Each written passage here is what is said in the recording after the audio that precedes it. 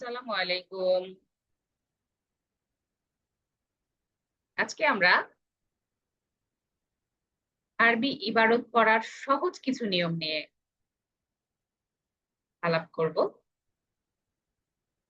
এই পদ্ধতিগুলো অবলম্বন করলে আমরা খুব সহজেই আরবি ইবারত পড়তে পারবো ইনশাআল্লাহ।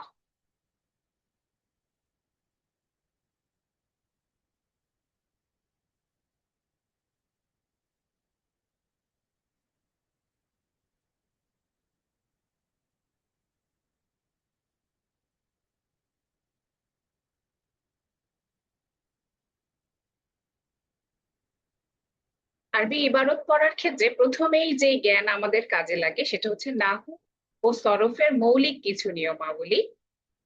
এবং এই পুরো স্লাইড জুড়ে আমরা এসএম, ফেইল, হারফ, চেনা, তাদের বৈশিষ্ট্য থেকে শুরু করে তারকিব পর্যন্ত আহ আলাপ করার চেষ্টা করব।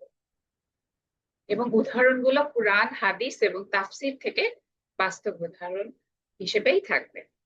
আউযু বিল্লাহি মিনাশ শাইতানির রাজীম। বিসমিল্লাহির রহমানির রহিম।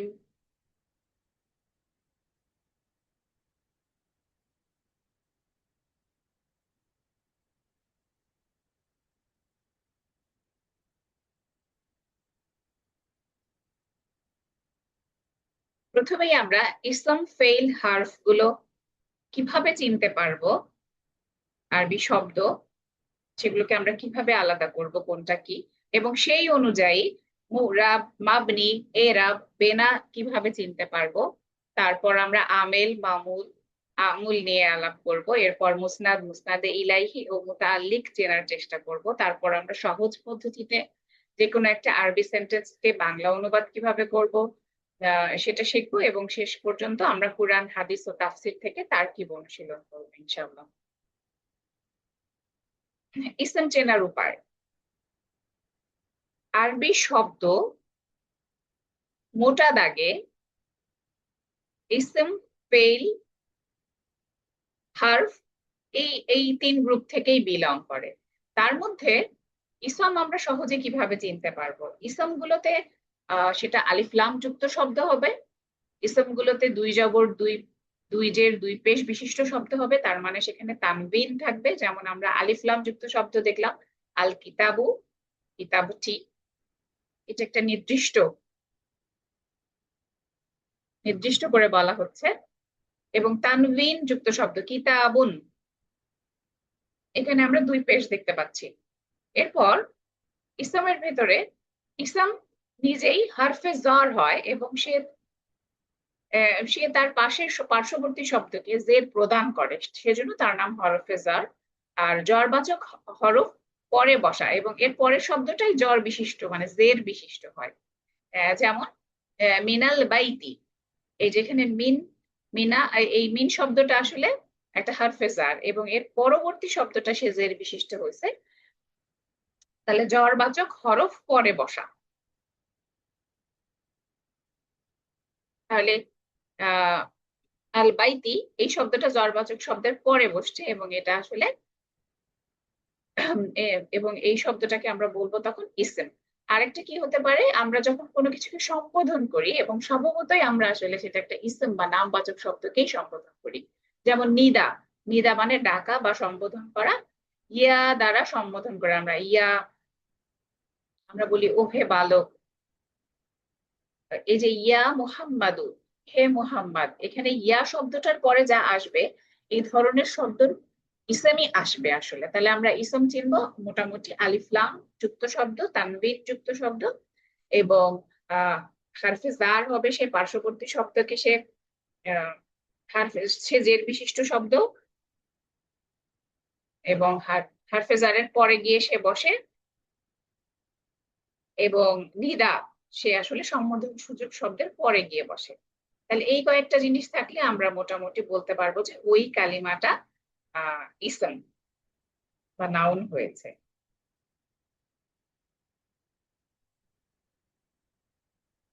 এরপরে ফাইল কিভাবে চিনবো? ফাইল হচ্ছে ভার্ব, অ্যাকশন ওয়ার্ড বা ডুইং ওয়ার্ড। তাহলে ফেল চেনার উপায় হিসেবে আমরা বলতেছি এখানে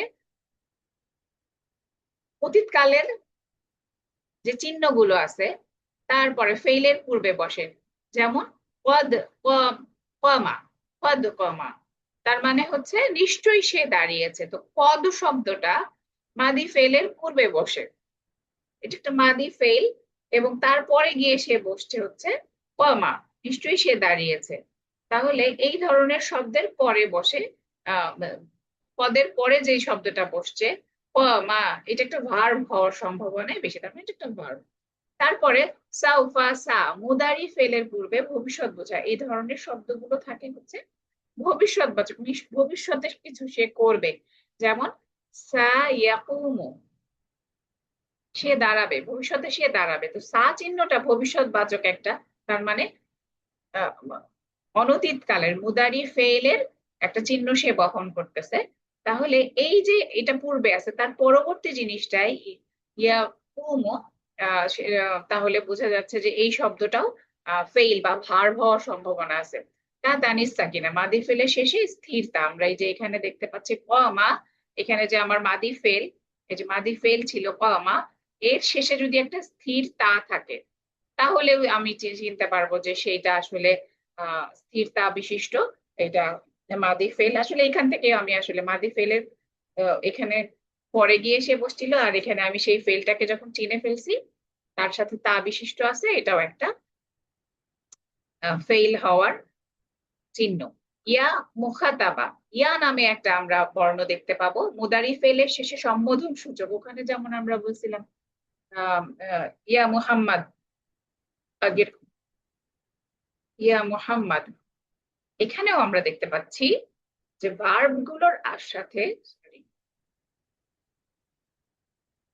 আমরা ভার্বের, ওটা যেমন আমার ইসলামের আগে বসছিল ইয়া, এখানে সম্বোধন সূচক ইয়াটা কিন্তু যদি ইসলাম ভার্বের সাথে আসে তখন কিন্তু শেষে হয়, যেমন তাকুমিনা, এখানে আহ একজন নারীর ব্যাপারে বলা হচ্ছে যে তুমি দাঁড়াও, তাহলে সম্বোধন সূচক আদেশ সূচক, তুমি নারী দাঁড়াও, তুমি নারী দাঁড়াও।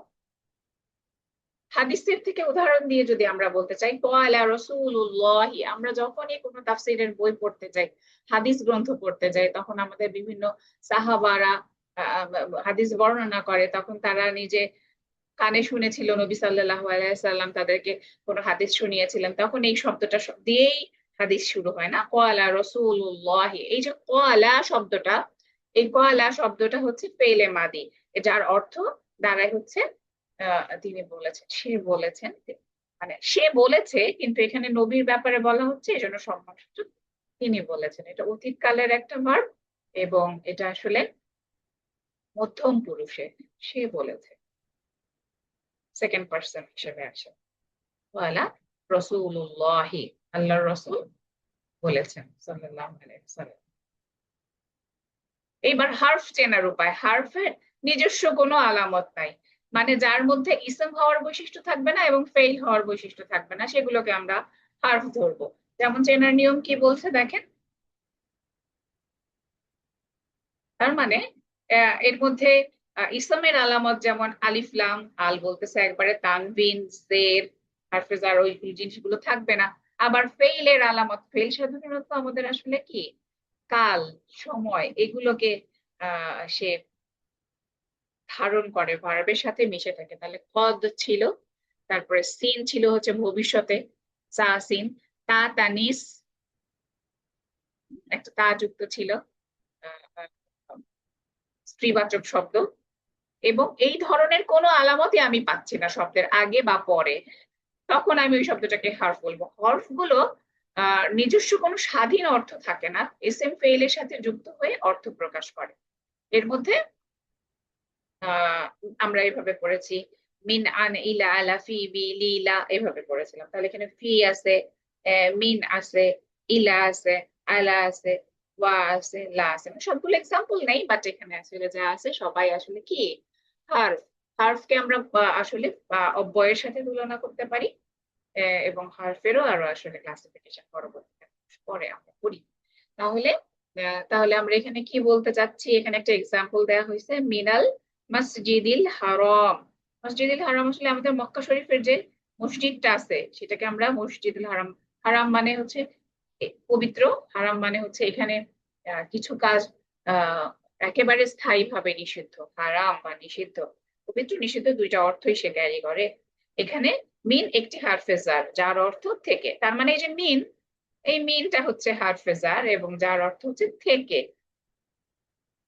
ফি মানে মধ্যে, ইলা মানে পর্যন্ত, আলা মানে উপরে, ওয়াও মানে এবং, এবং লা, লি, এই দুটা, এটা হচ্ছে লা এ নাহি, না বোধক লা।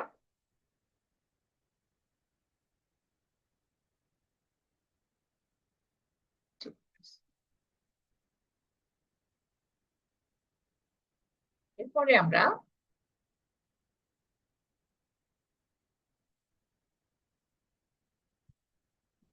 হ্যাঁ, এবার আমার এই টেবিলের মধ্যে একবারে সবাইকে কম্পারিজন করা হচ্ছে।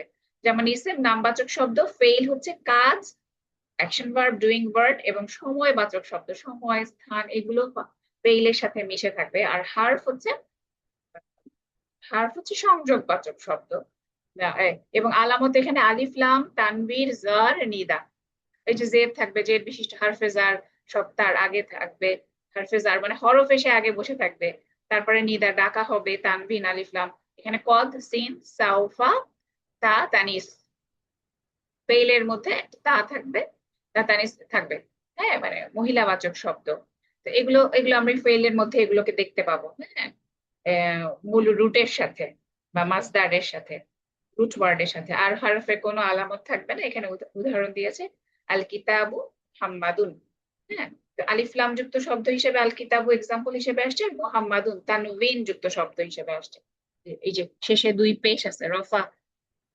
এবার এখানে আমার কি আছে, মা, এই যে আমার এই যে, আর এখানে দিছে ইয়াকু, ইয়াকুমু, মা ইয়াকুমু, সে দাঁড়িয়েছিল, দাঁড়িয়েছে। আরবিতে পাস্ট টেন্সটা একটু আমাদের মতো না, আমরা যেমন পাস্ট টেন্স মানে একেবারে করে ফেলেছে, আহ, সেইভাবে বলি, ওরা করেছে বলে, মানে এটাই পাস্ট টেন্স কাছে। হ্যাঁ, ইয়াকুমু। হ্যাঁ, সে তারা। এবার এখানে হরফে কিভাবে চিনবো, ফি ছিল, মিন ছিল, ওয়াও ছিল, আরো ছিল। হরফের লিস্ট মুখস্থ করে ফেলতে হবে, খুব সহজেই হরফ আলাদা হয়ে যায়। ইসলামের স্বাধীন অর্থ থাকে, ফেইলের স্বাধীন অর্থ থাকে, হরফের কোনো স্বাধীন অর্থ থাকে না। এইবার মুরাব আর মাবনি চেনার উপায়। মুরাব আর মাবনি চেনার উপায় হচ্ছে, আহ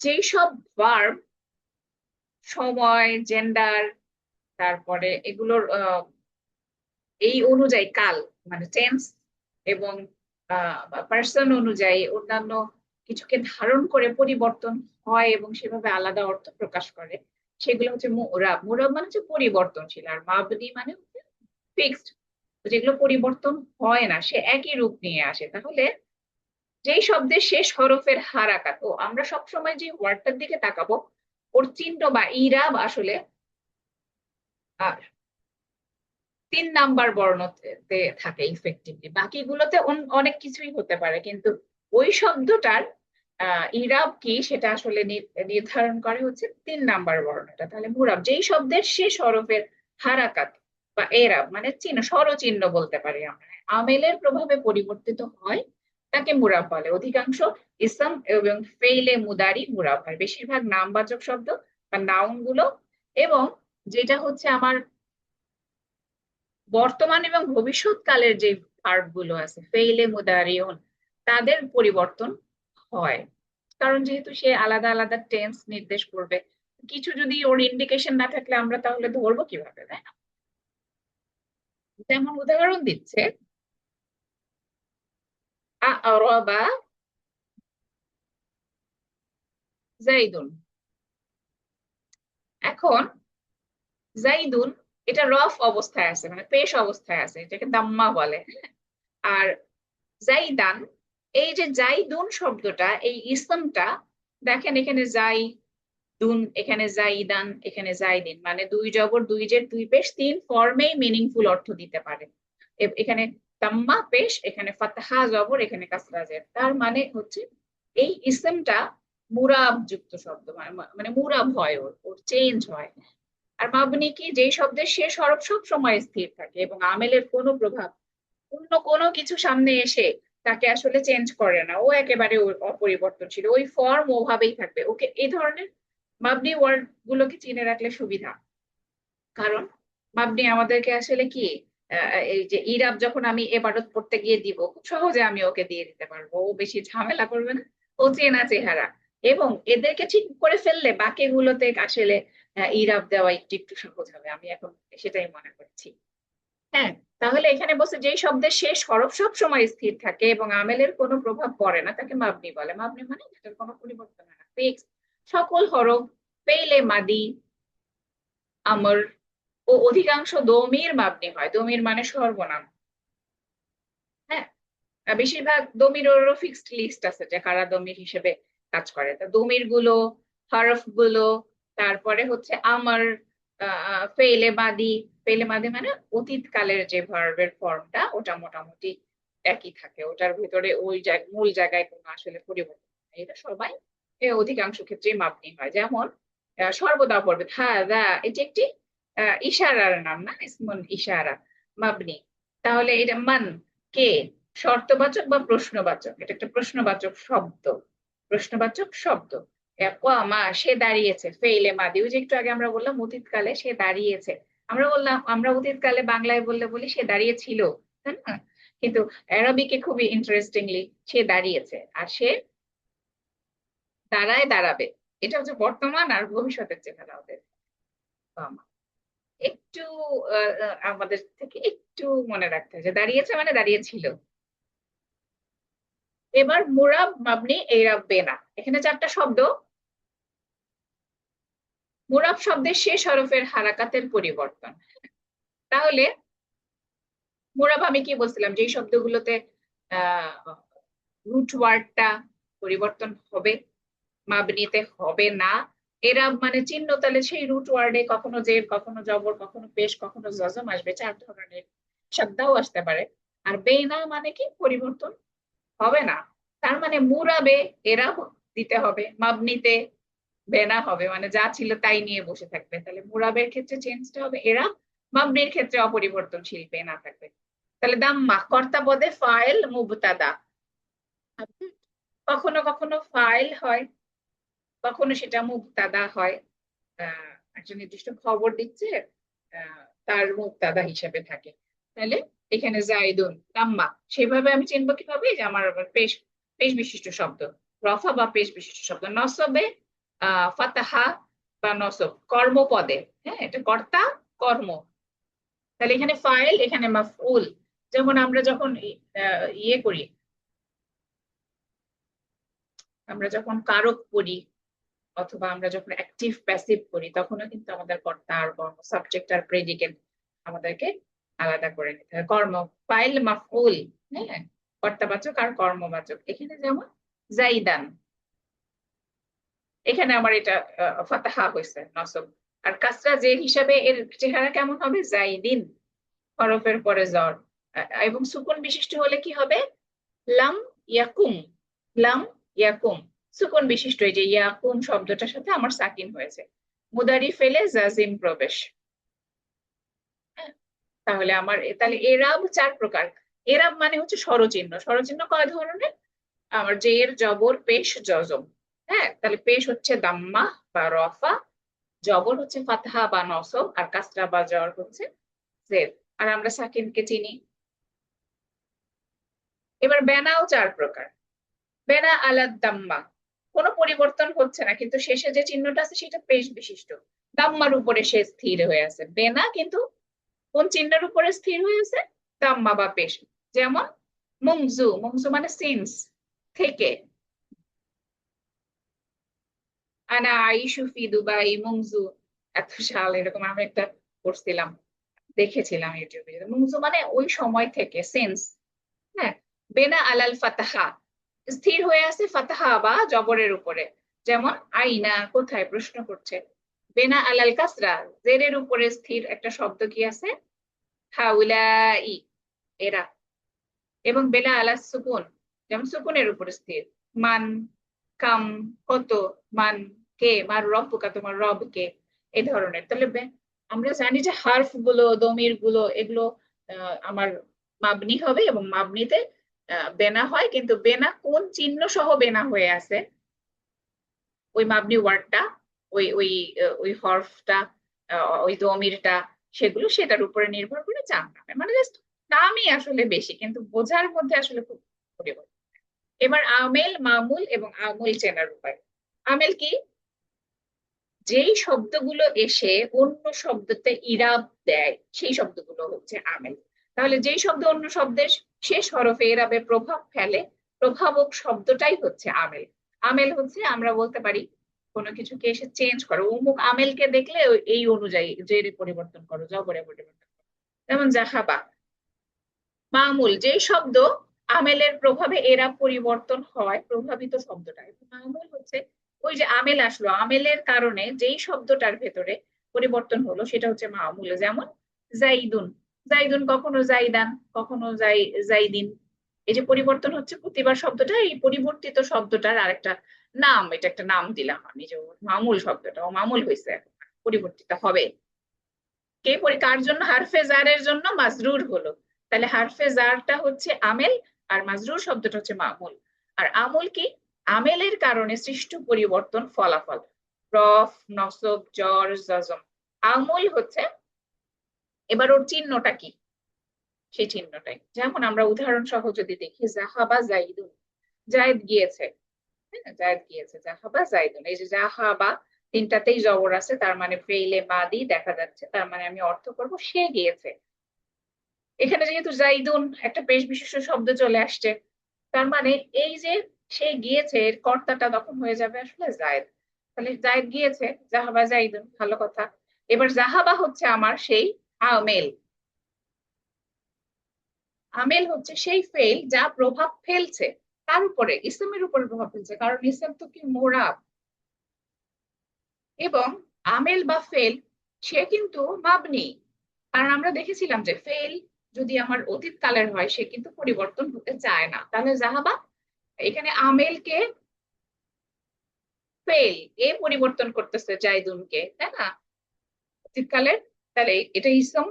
আর জাইদুন এটা একটা মামুল বা ফাইল।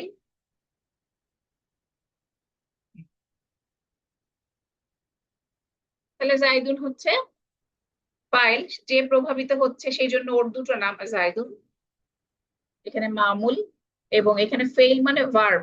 ফেইল থাকলে তার একটা ফাইল থাকবে, কর্ম যেখানে আছে সেটা করার একটা ডুয়ারও থাকবে, ফাইল। যে প্রভাবিত হচ্ছে, তাহলে এদের আলাদা আলাদা নাম, কিন্তু শব্দ কিন্তু সে একই। কখনো তাকে আমরা ফাইল নামে ডাকলাম, আর কখনো মামুল। এখানে জাহাবাকে ফেইল নামে ডাকলাম, ওর প্রপার্টি হচ্ছে ও আমেল।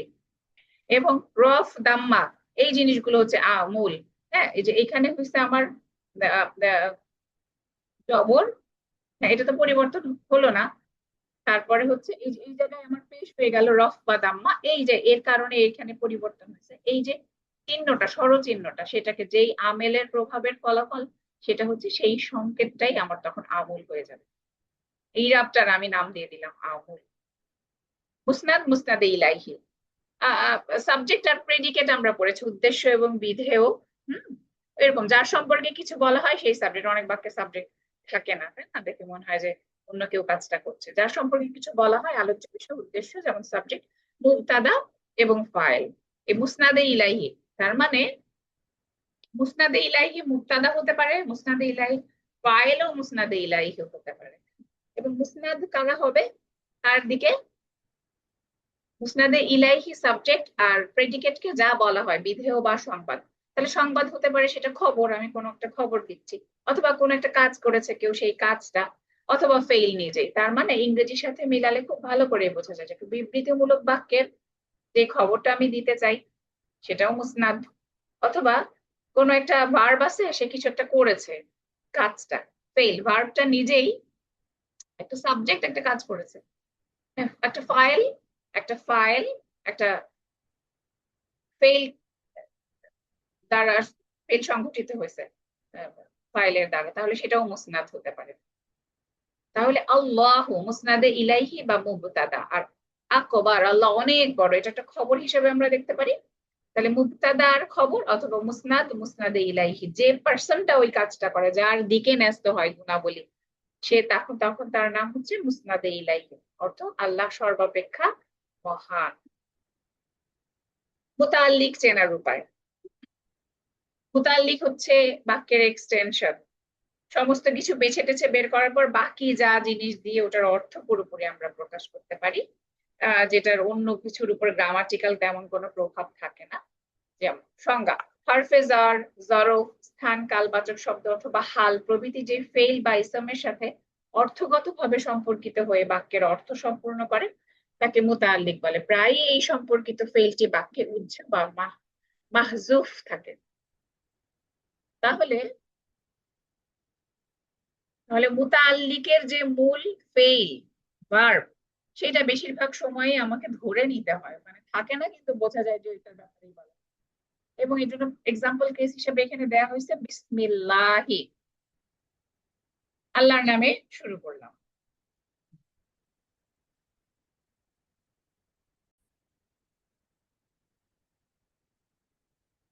আউযু বিল্লাহি মিনাশ শাইতানির রাজিম। বিসমিল্লাহির রহমানির রহিম। বিসমি নামের সাথে, আল্লাহি আল্লাহর নামের সাথে। এখানে বিশ্লেষণ করলে বি হচ্ছে একটা হরফে জার, যে তার পরবর্তী শব্দকে জের প্রদান করে। হ্যাঁ, তো ইসম শব্দটা ছিল ইসমন, এটা ইসমি হয়ে গেছে। এর মুতাল্লিক হলো উজ্জ ফেল, আবদাউ, আমি শুরু করছি। আবদাউ, আমি শুরু করছি, কিন্তু কোথাও কিন্তু আমরা বলি না আমি শুরু করছি, না, শুরু করে দিলাম, আল্লাহর নামে শুরু করলাম, কিন্তু আমি শুরু করছি বা আমরা শুরু করছি এই কথাটুকু এখানে উজ্জ থাকে। তো মুতাল্লিককে বলছে, মুতাল্লিকের যদি ওর ফেইলটা থাকে, ফেইলটি উজ্জ বা মাহজুফ থাকে, যার পূর্ণ অর্থ দাঁড়ায় তাহলে কি, আমি আল্লাহর নাম নিয়ে শুরু করছি, আমি শুরু করছি, আমি শুরু করছি। এই যে আবদাউ, এই জায়গা জিনিসটুকু এখানে নাই, এই যে এক্সট্রা আমি আমার এখানে দিয়ে এটার অর্থটাকে আমি কমপ্লিট করে নিলাম, এইটুকু হচ্ছে আসলে মুতাআল্লাক বা মুতাআল্লিকের একটা এক্সাম্পল। এবার সহজ পদ্ধতিতে আমি যখন অনুবাদ করব তখন আমার প্রথমেই ফেইল ফাইল খুঁজতে হবে। ফেইল হচ্ছে আমার বাক্যের ক্রিয়াপদ, আর ফাইল হচ্ছে সাবজেক্ট বা কর্তা। ফেইল আর ফাইল। আর মুবতাদা আর খবর। ফেইল থাকলে আপনার, এবার বাক্যের ভেতরে আপনার মুবতাদা আর খবরকে আলাদা করে ফেলতে হবে। কোন অংশটুকু মুবতাদা আর কোন অংশটুকু হচ্ছে সেটার নিউজ দিচ্ছে। ফেইল যদি না থাকে তাহলে নামবাচক বাক্যে ওখানে কোনো ইয়ে ছিল না, ভার্ব নাই, তার মানে কি কোনো কিছু একটা বর্ণনা সে নিশ্চয়ই দিচ্ছে, তাহলে সেখানে অবশ্যই উদ্দেশ্য এবং বিধেয় থাকবে, বাক্যে মুবতাদা এবং খবর থাকবে। তাহলে বাক্যে ফেইল ফাইল খুঁজবো প্রথমেই, তার মানে যদি সেটা না থেকে থাকে তখন আমি বুঝবো যে বাক্যতে মুবতাদা বা খবরের উপস্থিতি আছে কিনা দেখি। এরপর মাফউল চিহ্নিত করতে হবে। ফাইল যে কর্তা তার মাফউল থাকবে। মাফউল কয়েক ধরনের হয়, মাফউল বিহি, তারপর হচ্ছে মাফউল লাহু, মাফউল মুতলাক ইত্যাদি কর্মপদগুলোকে আমার কর্তার যে কর্মগুলো সেগুলোকে আমি এখন, যেহেতু আমি অর্থ অনুবাদ করব, সেহেতু আমার এত ধরনের মাফউল হতে পারে, সেগুলোকে আমার আলাদা করতে হবে। এরপর হরফ আর মুতাল্লিক, ওই যে বললাম ফেইলটা ওখানে সাইলেন্ট ছিল, ওই যে আল আবদাউ, আমি আমি শুরু করছি, তাই না, ওই ওরকম জিনিসপত্র আমাকে আলাদা করে ফেলতে হবে, তারপরে না আমি বাক্যটাকে অনুবাদ করবো। হরফে জার, হরফে আতফ, কোন শব্দের সাথে যুক্ত এবং তার মুতাআল্লিক কি তা ঠিক করুন। হ্যাঁ, আতফ মানে হচ্ছে কানেক্টিং ওয়ার্ড, এর কানেক্টিং ওয়ার্ড আতফ, হরফে আতফ। তো হরফে জার নাকি হরফে আতফ মানে সম্বন্ধবাচক কিছু আছে কিনা কারো, এই জিনিসগুলো থাকলে ঠিক করতে হবে এবং ক্রমানুসারে অনুবাদ সাজাতে হবে, প্রতিটি শব্দের অর্থ পর পর বসিয়ে স্বাভাবিক বাংলা বাক্যে রূপান্তর করতে হবে। এটা হচ্ছে বাংলা অনুবাদের টেকনিক। এরপর আমরা তারকিব অনুশীলন করব কোরআনের আয়াত থেকে। তাহলে সূরা আল কাউসারের 1 নম্বর আয়াতটা যদি আমরা দেখি, ইন্না আ'তাইনা কাল কাউসার।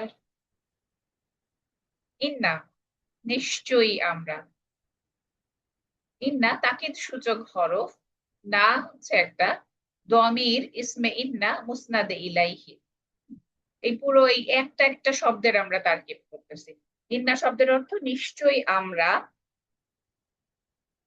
প্লুরাল, এবং তাকিদ নিশ্চয়ই একটা জোর দিচ্ছে। এটা একটা তাকিদ সূচক শব্দ। এবং না, এখানে দমির ইসমে ইন্না মুসনাদে ইলাইহি। তারপরে বলছে তো ইনা, আমরা দান করেছি। এই যে নুন, নুন আলিফ জবর না আছে শেষে, আমরা নির্দেশ করছে, এখানেও আমরা নির্দেশ করেছিল এটা। তা তুম তু না, এটা হচ্ছে নির্দেশ করে যে হচ্ছে বহু বচন, আমি থেকে আমরা, আমরা দান করেছি। এটা একটা ফেলে মাদি অতীতকালের ভার্ব। এবং ফাইল হচ্ছে না দমির, ওই যে না দমির হচ্ছে এর ফাইল। আর মুসনাদ খবরে ইন্না, এখানে হচ্ছে ইসমে ইন্না আর খাবরে ইন্না। হ্যাঁ, ইন্নার একটা ইসম থাকে, ইন্নার একটা খবর থাকে। ইসমে ইন্না খাবরে ইন্না। তারপর কা মানে তোমাকে, এটা দমিরে মুত্তাসিল, এটা একসাথে লেগে থাকা দমির। মানে দমির আসলে অ্যাটাচড হতে পারে, আবার ডিটাচড হতে পারে। তো মুত্তাসিল আসলে মুনফাসিল আলাদা হয়ে থাকে, আর মুত্তাসিল হচ্ছে আমার লেগে থাকে, সংযুক্ত প্রণাম বলে। দমিরে মুত্তাসিল মাফউল বিহি প্রথম, এখানে আরেকটা মাফউল বিহি দ্বিতীয় আছে। কাউসার মানে হচ্ছে একটি নদী অথবা অগণিত কল্যাণ, এটার অর্থটা দুই ভাবে করা হয়েছে এখানে। এটা একটা ইসম, মাফউল বিহি দ্বিতীয়, এটা মানসুব হয়েছে। এটা আলামত ফাতাহা, এটা জবর আছে এখানে আলামত।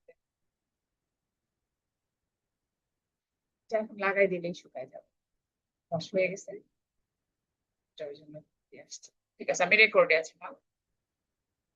তার এর অর্থ অনুবাদ আমরা কিভাবে করব? নিশ্চয়ই আমরা তোমাকে কাউসার দান করেছি। নিশ্চয়ই আমরা তোমাকে, ইন্না আতাইনা কাল কাউসার, নিশ্চয়ই আমরা তোমাকে হাউজে কাউসার বা কাউসার দান করেছি। উৎস হচ্ছে আল কুরআনুল কারীম, সূরা আল কাউসারের 108 নম্বর সূরার 1 নম্বর আয়াত। এরপরে আরেকটা আমরা যদি হাদিস থেকে দেখি, ইন্নামাল আমালু বিন্নিয়াত, এটা আগের আগের লাইনটাও কোরআনের খুবই পপুলার ছিল। এটাও হাদিসে আমরা সবাই একটা হাদিস পড়লেও মোটামুটি প্রত্যেক কাজের ফলাফল নিয়তের উপর নির্ভরশীল। হ্যাঁ, এখানে ইন্নামা নিশ্চয়ই, কেবলমাত্র, কেবলই, শুধু, শুধুই, এভাবে। হাসর সীমাবদ্ধতা বোঝানোর হরফ, এটা একটা মাবনি। এই যে হার্ফ, হার্ফ বেশিরভাগ সময় মাবনি হয়। আমালু, আমল সমূহ, আল আমালু, আল আমালু মুবতাদা, মুসনাদ ইলাইহি মুরাব, রফ প্রাপ্ত। এটা মুরাব হয়েছে, মাবনি না। আগেরটা মাবনি ছিল, এটা মুরাদ, তার মানে আমি ওর টাইপ বলে দিলাম। তারপরে সে কি মুক্তাদা না খবর, তার ভিতরে বললাম সে মুক্তাদা, সে খবর না। হ্যাঁ, এবং সে কি মুস্তাদ নাকি মুসনাদে ইলাইহি, সে মুসনাদে ইলাইহি। এবং এর আলামত হচ্ছে দাম্মা বা ফ্রেশ। ওই যে আমুল মামুল, হ্যাঁ, ওইটার আলামত হচ্ছে ফ্রেশ, শেষেরটা যে যেই পরিবর্তন হয়ে যা আসবে। আমেল মামুল আমুল। তাহলে বি হচ্ছে সাথে, এর উপর হারফেজার মুতাল্লিক উচ্চ খবরের সাথে বি। বি নিয়াতি নিয়ত সমূহ, জার মাজরুর। হ্যাঁ, তাহলে এটা মাজরুর হয়েছে, হারফেজার দ্বারা জ্বর প্রাপ্ত হয়েছে। এবং এটা হচ্ছে মুসনাদ, ওই যে মুসনাদ ছিল, মুসনাদে ইলাইহি ছিল, তাহলে অবশ্যই একটা মুসনাদ থাকবে, তার নিয়ত সমূহের উপরে আমলগুলো নির্ভর করে। তাহলে আসলে এখানে সাবজেক্ট আসছে পরে আর প্রেডিকেট চলে গেছে এখানে, তাহলে উচ্চ খবরের অংশ এটা। তাহলে নিশ্চয়ই সকল আমলের ফলাফল নিয়তের উপর নির্ভরশীল। উৎস সহি বুখারী এবং সহি মুসলিম বোধ। হাদিসুন নিয়াহ বা নিয়ত সংক্রান্ত হাদিস। এরপরে আমরা তাফসির থেকে যদি দেখি, আই আবদাউ, আবদাউ বিতাসমিয়াতিল্লাহ ওই যে আবদা, ওই যে বললাম না বিসমিল্লাহর সাথে ওরা একটা শব্দ লাগাচ্ছে যে আমি আল্লাহর নামে শুরু করছি, এইখানে এই যে শব্দটা আবার আসে, মানে আমি শুরু করছি, এই যে আমি শুরু করছি আবদাউ, তার মানে আই, অর্থাৎ, অর্থাৎ ব্যাখ্যামূলক হরফে তাফসীর, আই অর্থাৎ, আমরা বলি না এই জিনিসটা এরকম হচ্ছে, অতএব মানে এখান থেকে এটা ইনফার করছে, মানে ব্যাখ্যামূলক একটা শব্দ হিসেবে এখানে হচ্ছে আই আবদাউ, আমি শুরু করছি বিতাসমিয়াতি, সাথে, নামের, নামগুলোর সাথে, তাসমিয়াতি, তাসমিয়াতি লহি, আল্লাহর নামের সাথে। তাহলে বি সহকারে তাসমিয়াতি, নাম উচ্চারণ করলাম আমি, নাম উচ্চারণ আল্লাহি, আল্লাহর, অর্থাৎ আমি আল্লাহর নাম উচ্চারণ করে কাজ শুরু করছি। এখানে কাজ কথাটা কোথাও নাই, এটা কিন্তু আমার ইয়ে হয়ে আছে, উচ্চ হয়ে আছে, তাই না? ফার্স্ট ব্র্যাকেট, কাজ এখানে নাই, আমাকে বুঝতে হবে শুরু করছি কিন্তু কি অকাজ করছি? এটা একটা কাজই করছিলাম। উৎস তাফসিরে জালালাইনের ধাঁচে ব্যাখ্যামূলক ইবারত দৃষ্টান্ত। এবং আমরা অনুশীলনের জন্য কি করতে পারি, প্রতিদিন অনুশীলন করতে হবে, বা বেশি না 5টা করে বাক্য যদি আমি প্রতিদিন একটু চেষ্টা করি যে এখানে কি এটা ফেইল, ফাইল, মুবতাদা, খাবার, অল্প অল্প করে আমরা একটু একটু ধরে ধরে চেষ্টা করতে পারবো। তারপর ছোট সূরা দিয়ে শুরু করতে বলছে, ছোট ছোট সূরা গুলো যদি তারকিব করি, ওর মধ্যে জিনিসগুলো, কোরআনের ছোট ছোট সূরা, অভিধান ব্যবহারে দক্ষ, আল মুনজিদের মতন অভিধান ব্যবহারে অভ্যস্ত হয়ে উঠুন। প্রয়োগ করে শেখান, আলামত মুখস্থ না করে বাক্যের মধ্যে চিহ্নিত করার অভ্যাস করতে হবে। মুখস্থ করে আমরা আসলে আলামত পারবো না, যেটা কিসের আলামত, তাদের কাছে শোনান। অবশ্যই আমাদের খুবই ভালো হয় যদি একজন কাউকে আমরা পাই যে আরো ভালো জানে, যে এগুলো প্র্যাকটিস করে, তার কাছ থেকে যে আমি ঠিক আছি কিনা, আরো 5টা কথা শিখতে পারি, যেটা আমাদের সবার সুযোগ হয় না। হাদিস ও তাফসির বেশি বেশি পড়তে হবে, কারণ ওখানে ইবারত প্র্যাকটিস করা সবচেয়ে ভালো জায়গা, কারণ ওখানে যে জবর বেশিরভাগ বইয়ের মধ্যেই থাকে না। তাহলে শেখা নিয়মগুলো হাদিস ও তাফসিরের ইবারতে প্রয়োগ করে আমরা আস্তে আস্তে ঝালিয়ে নিতে পারি। তো রব্বি জিদনি ইলমা, হে আমাদের প্রতিপালক আমাদের জ্ঞান বৃদ্ধি করে দিন।